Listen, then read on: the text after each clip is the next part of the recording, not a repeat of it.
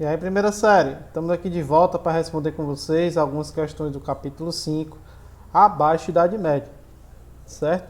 Vale ressaltar que é nesse período que se estrutura, né, aí a sociedade feudal, né, naquilo que o monge Aldebaran vai chamar aí o monge de Lyon ou de Laon na época, né, as três ordens, né, aqueles que oram, o clero, né, e as suas subdivisões, aqueles que combatem ou batalham, né, que é a nobreza, né, os vassalos, os suzeranos, né, os senhores feudais, né, a cavalaria, e a terceira ordem, ou aqueles que trabalham, né, especialmente os servos, né, aqueles que trabalham na agricultura, né, a população campesina, tá certo?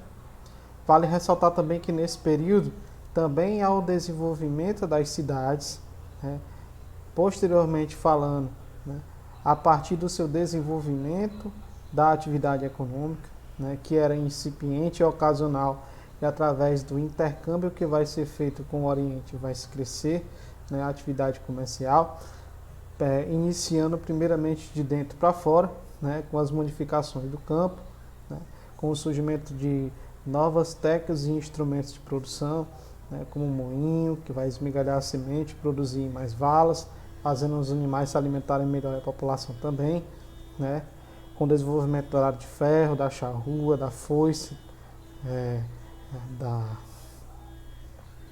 enxada e de outros instrumentos importantes que vão surgir nesse período através aí da rotação de culturas, do terraceamento, a drenagem de pântano, na expansão das áreas de cultivo, tá?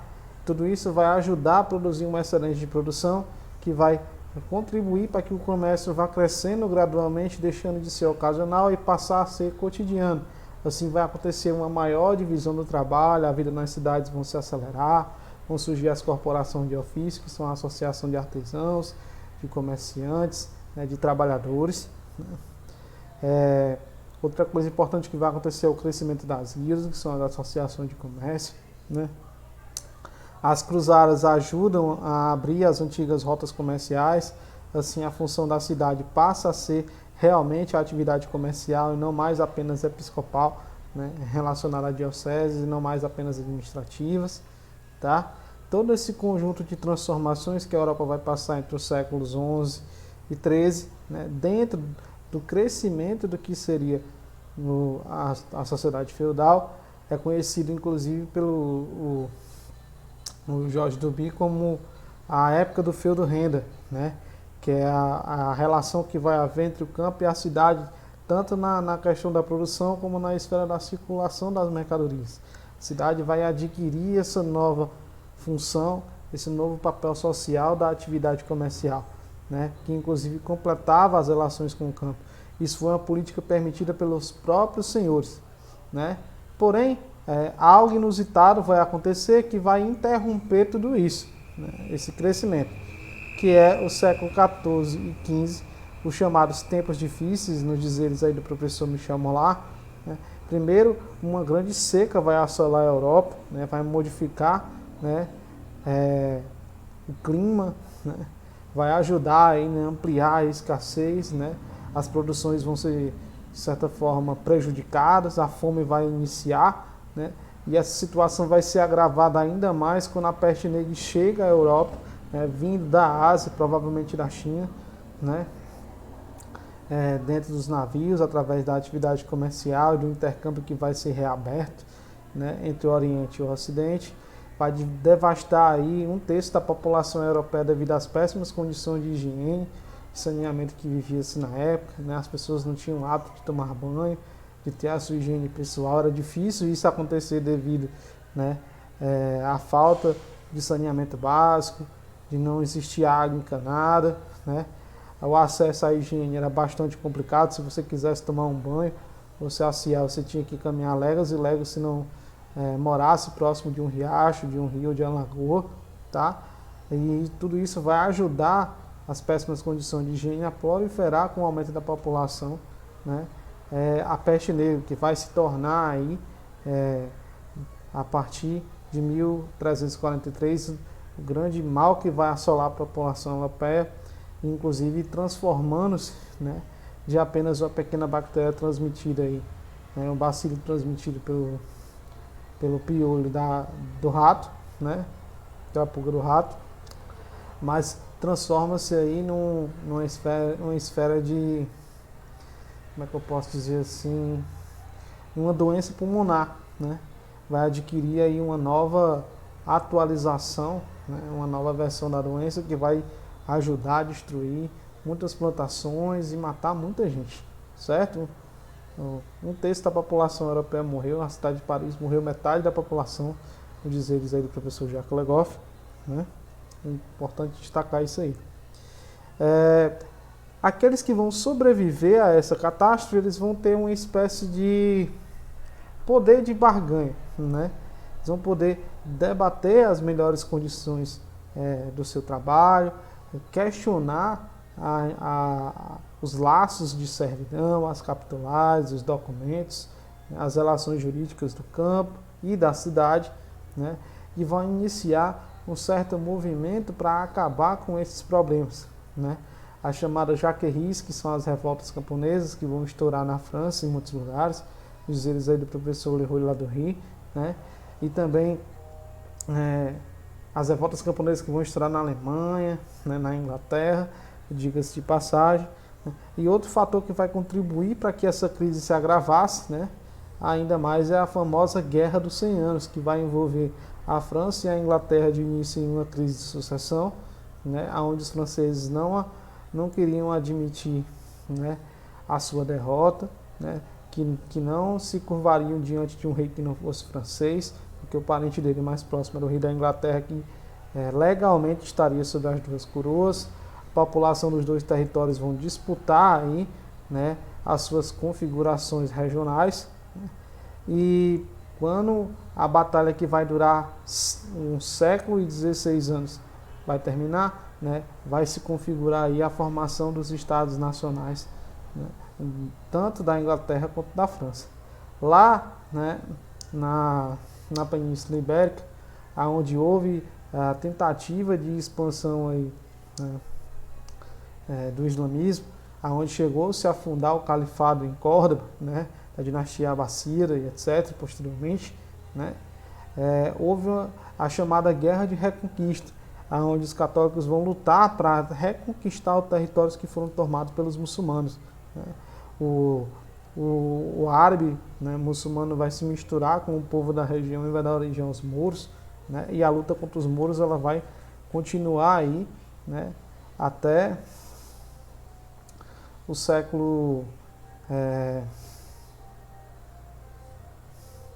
até o século XIV, né, início do século, até o século XIV, com a unificação, né, completa aí do condado portucalense, que dá origem ao Reino de Portugal, que é precocemente o primeiro Estado nacional a surgir através das suas características peculiares, e vai contribuir aí para questionar, né, o que seria, né, a fragmentação política e através de uma metamorfose, né, como coloca o Paurianos, né, que a sociedade feudal vai passar na tentativa de sobreviver a partir dos seus privilégios de classe, né, dos seus direitos de propriedade, também da manutenção dos laços de dependência políticos, né, vai contribuir aí para a formação dos estados nacionais modernos, ou melhor dizendo, dos estados absolutistas. Importante destacar isso também, né. Só que agora nós vamos responder algumas questões referentes a esse conteúdo que eu acabei de resumir, né, de forma simples para vocês. Vou colocar aí a minha agenda para a gente ver que questões nós vamos responder, tá? Para a gente não perder mais tempo.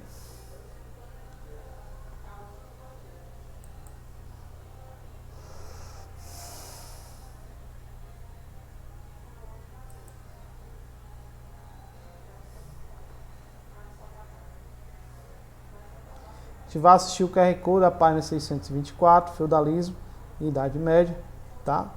Para conhecer um pouco mais sobre esse conteúdo, tendo em vista que no auge do feudalismo se relaciona aí, entre aspas, quando a gente coloca ensino fundamental e médio, né? Na segunda idade feudal, ou melhor dizendo, na primeira idade feudal, ou na Baixa Idade Média, tá? No período de desenvolvimento do feudalismo, segundo aí, né, as pesquisas mais recentes. Vamos responder também a questão 1 da página 630 dos exercícios resolvidos, que é uma questão muito boa do Jacques Legoff, tá? E as questões 2 e 3 do DH da 631 e 632. Vamos logo para o que interessa, tá? Já vou colocar aqui.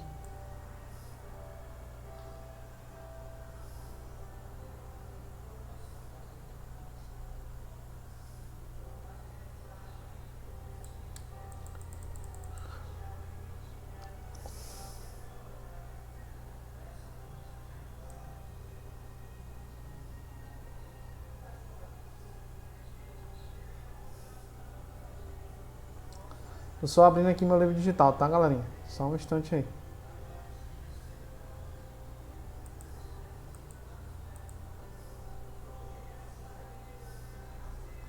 Pronto.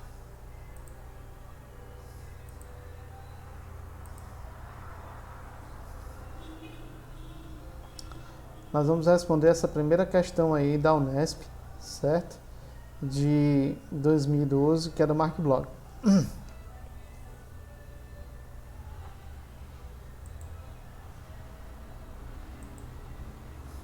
Coloca aqui assim, ó. O elemento religioso não limitou-se aos seus efeitos ou ao fortalecimento, né? O mundo da cavalaria, do espírito do corpo, exerceu também uma ação poderosa sobre a lei moral e o grupo. Está se referindo que a igreja também vai exercer, inclusive sobre aqueles estamentos da sociedade feudal que tinham maiores privilégios, como a cavalaria, por exemplo, uma influência religiosa, cultural e ideológica bastante grande, né? Controlando aí os poderes temporais, espirituais e também intelectuais. Os grandes centros de saberes estavam nas mãos da igreja quando eles surgiram, né? As universidades vão surgir a partir do século XII sob o controle da escolástica medieval, onde vão predominar aí, né, dois tipos de organização, o trivium e o quadrivium, certo? O trivium tinha 3 cursos, teologia, direito e filosofia, né? E o quadrivium tinha 4 cursos, medicina, direito, filosofia e teologia, tá? É importante destacar isso também. Porém, né, ela exercia grande influência, inclusive, né, sobre a nobreza e sobre os chamados, como é que eu posso dizer assim, atos de cavalaria, tá? Em relação do soldado, defendia a questão da importância do espírito, do corpo, né, de proteger aí os mais fracos. Tudo isso envolvia a questão moral, né, do grupo, mas também uma certa religiosidade, tá? Coloca assim, ó, o elemento religioso não limitou-se aos seus efeitos ao fortalecimento no mundo da cavalaria, do espírito e do corpo. Exerceu também a ação poderosa sobre a lei moral do grupo, sobre a lei moral da nobreza e da sociedade como um todo, né? Antes de o futuro cavaleiro receber a sua espada, né, no altar lhe era exigido um juramento, né, que especificava as suas obrigações, certo? Os atos de cavalaria também eram justificados pela religiosidade, assim como a homenagem e a fidelidade tinha a influência da igreja com as chamadas investiduras, né, que eram as relíquias sagradas, né? Os cavaleiros também eram ungidos por Deus, né, e também eram tidos aí como guerreiros, né, importantes para a religiosidade. Um exemplo é a Ordem dos Cavaleiros Templários, né, os Cavaleiros do Templo, né, que era uma das ordens militares que contribuiu aí para as cruzadas, né? Eles vão lutar, né, contra os muçulmanos para tentar recuperar a Terra Santa dos infiéis, né? E dentro, né, da própria organização das ordens militares havia bastante influência da igreja, né? Posteriormente vai ser criada aí no processo de expansão marítima a Ordem de Cristo, aquele símbolo que tem nas caravelas, que nós conhecemos muito bem, que é o símbolo aí do time do Vasco da Gama, por exemplo, né? Para você ver a influência que a igreja possuía, tanto na mentalidade do período, como também nos laços sociais de dependência entre os próprios nobres, tá? Vamos lá. O texto mostra que os cavaleiros medievais entre outros aspectos da sua formação e conduta, tinha uma relação, além, né, da arte da guerra, com a religiosidade bastante profunda, né? Mantinham-se fiéis aos comerciantes das cidades. O texto não fala disso, né? Pelo contrário, os cavaleiros mantinham-se fiéis aos laços de dependência e também aos seus senhores, caso eles fossem vassalos, né, e tivessem aí, né, dentro de uma homenagem ou de uma relação de dependência, de uma relação feudal. Então o item A é falso. A quem deviam proteger e defender na vida cotidiana no caso de guerra? Não. Tá? Inclusive o comércio, né, em relação aos banqueiros, por exemplo, eram condenados pela igreja, tá? Através da questão da usura, né, que emprestava dinheiro a juros, e segundo a igreja, a única pessoa que podia controlar o tempo, né, e não roubar-lhe era Deus. Certo? Então o item A é falso. B. Privilegiavam na sua formação aspectos religiosos, em detrimento da preparação dos exercícios militares. Opa! É verdade que eles, né, privilegiavam também as atividades religiosas, porém, né, em detrimento da preparação dos exercícios militares, não. Na verdade, era algo casado e conjunto, tá? Então, o item B também está falso. Item C.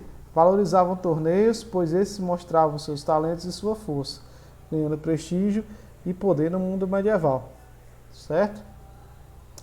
Faz sentido, mas não se relaciona aí com a questão da religiosidade que é colocado no texto, né, e a importância dela. Então o item C está certo, mas não em relação ao texto, em relação à própria cavalaria em si. Então, para a questão não serve. D. Agiam apenas de forma individual, realizando constantes disputas e combates entre si.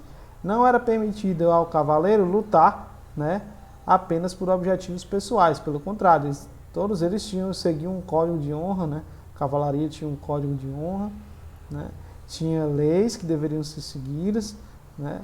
E entre elas a não utilização da força por motivos pessoais, certo? Então o item o item D está falso.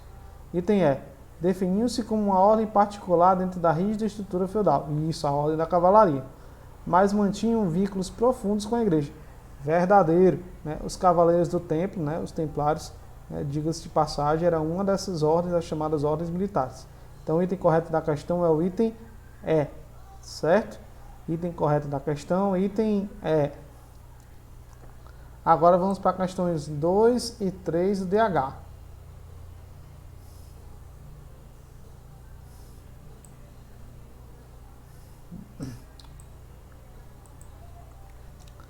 Essa questão aqui é da Faculdade Getúlio Vargas, né, de um livro clássico do Fernando Novaes, Brasil e Portugal na crise do antigo sistema colonial, tá? Mas vai falar da crise do feudalismo, tá? Entre aspas, das transformações que o feudalismo vai sofrer em decorrência da formação dos estados nacionais modernos ou dos estados absolutistas. A metamorfose, né, que vai atravessar aí, né, o feudalismo. A crise do feudalismo deriva não propriamente do renascimento do comércio em si mesmo, mas da maneira pela qual a estrutura feudal reage ao impacto da economia de mercado. Pronto. O reavivamento do comércio, isto é, a instauração de um setor mercantil na economia e o desenvolvimento de um setor urbano na sociedade, pode promover, de um lado, a lenta dissolução dos laços servis e, de outro, o enrijecimento da servidão, né? Nos dois setores, abre-se, pois, uma crise. Aqui ele está se referindo da crise dos laços de servidão que dão origem ao campesinato, certo? E o enrijecimento da servidão, no sentido de que os senhores feudais queriam que essas relações, quando elas fossem continuadas através da relação de trabalho, elas se tornassem ainda mais duras, porque eles continuariam mantendo seus privilégios, continuariam mantendo seus privilégios de classe, seus direitos de propriedade, e principalmente a exploração do trabalho que vai ser feito em cima da classe campesina, tá? E a crise que se abre é porque os servos, a partir daí, vão querer se libertar, vão lutar para acabar com a servidão, né? E também acabar com os privilégios dos próprios senhores. apoiando inclusive a classe burguesa. Tá? Segundo o autor, a crise foi provocada pelo impacto do desenvolvimento comercial, beleza, com as transformações no campo, né, que vão criar o excedente de produção, trabalho de desenvolvimento técnico, né, através da criação de novos instrumentos de trabalho, né, das tecnologias que vão ser renovadas no campo, como a rotação de culturas, né, o terraceamento, né, a drenagem de pantos, a ampliação das áreas de cultivo, né, tudo isso está correto. Pois na medida em que reforça a servidão, né, origina as insurreições de camponeses, né, as insurreições camponesas, quando fragiliza os laços servis, provoca também insurreições urbanas. Isso.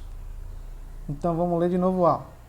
A crise foi provocada pelo impacto do desenvolvimento comercial e urbano na sociedade, pois na medida em que reforça a servidão, né, origina insurreições camponesas, né? Quando os servos vão querer se libertar, os senhores reagem.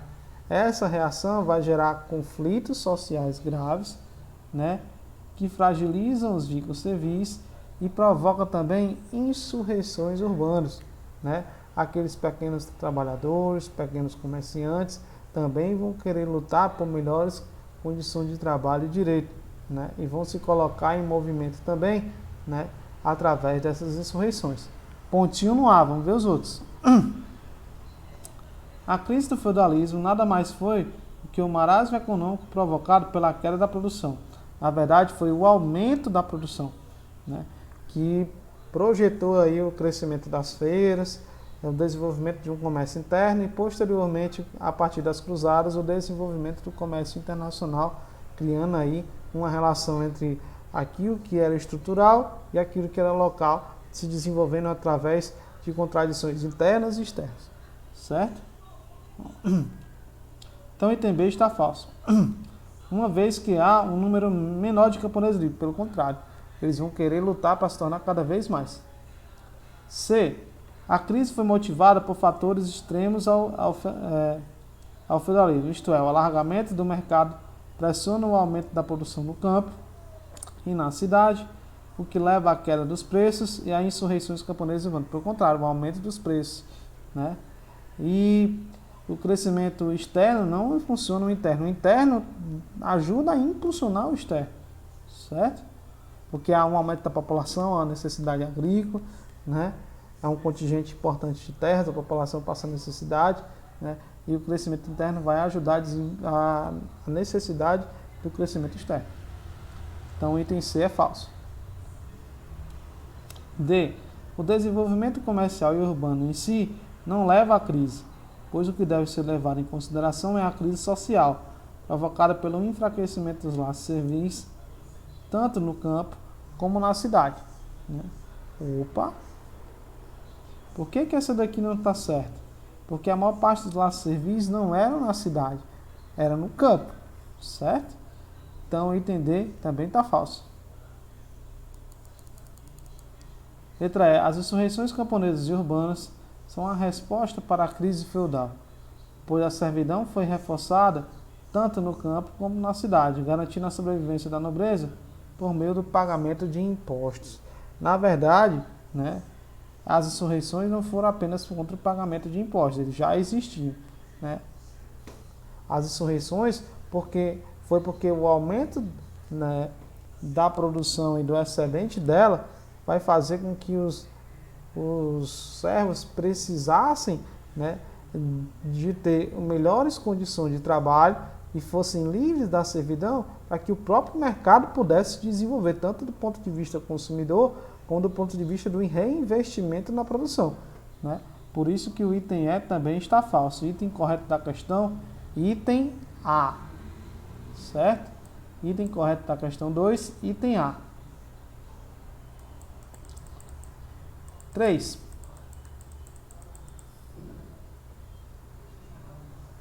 Quero Jacques Legoff. Coloca assim, ó. Aquilo que dominava a mentalidade e a sensibilidade dos homens da Idade Média era o seu sentimento de segurança.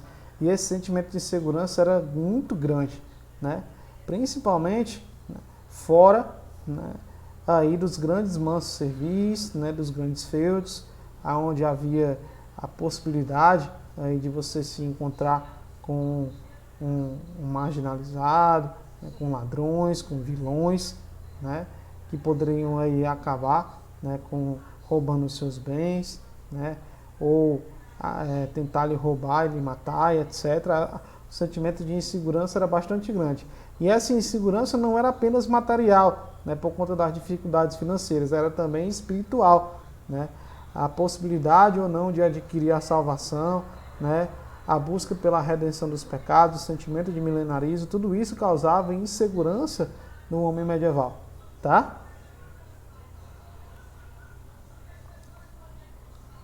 O que era, no fim das contas, a insegurança quanto à vida futura, que aqui ninguém está assegurado a questão da salvação, né? Os riscos da danação, como o concurso do diabo, eram tão grandes e as probabilidades de salvação tão fracas que forçosamente o medo vencia a esperança. Na verdade, o medo foi transformado em pecado, nos dizeres, inclusive, do famoso Jean Delumeau, do Nascimento e Afirmação da Reforma. Pecado enquanto medo. As pessoas tinham mais medo de ir para o inferno do que realmente almejar conquistar a salvação, tá? Então, Jacques Legoff, a civilização do Ocidente medieval. O mundo medieval configurou-se a partir do medo e da insegurança, como retratado no texto acima. Encontre a alternativa que melhor condiz com o assunto. A crise econômica decorrente do Império Romano, certo? A sua fragmentação, a guerra constante, né? As invasões que não vão cessar, né? Aí no Ocidente medieval, desde o fim do Império Romano até o século XI, elas vão continuar acontecendo, com leva de povos diferentes, com vikings, com húngaros, com vândalos, né? Com islamitas e com outros povos importantes aí, tá? A baixa demográfica, né? A morte e a punição que, segundo a população europeia sofreu aí, né? Uma divina por conta, uma punição divina sofrida aí por conta da questão da fome, da seca, da peste negra, né? Que também trouxe bastante problemas sociais, né? A população com uma das maiores pandemias da história. Tudo isso aliado a um forte conteúdo religioso de punição divina aos pecados contribuiu para o clima de insegurança medieval. Opa, pontinho na A, pode ser ela. A peste bubônica, a mesma coisa que a peste negra, provocou a redução drástica da demografia medieval, beleza, levando a crenças milenaristas e apocalípticas, sufocadas por sua vez pela rápida ação da igreja, possibilitando recursos médicos. Não, um terço da população europeia morreu, então não teve esses recursos médicos e nem tecnológicos na época para fazer isso. Não tem nem hoje, né? Com a nossa pandemia de Covid, imagine nessa época aí. Item B está falso. C. O clima de insegurança que predominou em toda a Idade Média, né, decorreu das guerras constantes entre nobres, suceranos e servos. Na verdade, servo não é nobre, certo? Contribuindo para a emergência de teorias milenares. Falso. B. As enfermidades que afetaram a população em geral contribuíram para a demonização de algumas práticas sociais. Beleza. Como o hábito de usar talheres nas refeições, adquirido, por sua vez, no cotidiano com os povos bizantinos. O que é que isso tem a ver com o texto, né? Letra E. A certeza da punição divina aos pecados cometidos, beleza, pelos seres humanos predominava na mentalidade medieval. Por isso, nos vários séculos do período, eram constantes os autos de fé da Inquisição, incentivando a confissão em massa, sempre, né, com a tolerância e o diálogo. Será que a Inquisição sempre foi tolerante em diálogo? Então muita gente não tinha sido morta por ela. Então o item E também é falso. Item correto da questão, item A, né?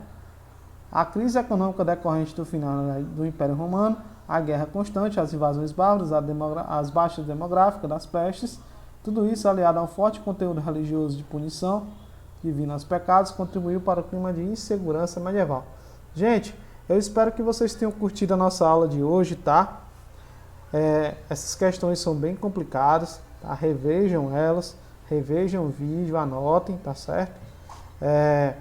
Vejam a Agenda Edu, porque lá vai estar a diretriz da semana, o calendário de postagens.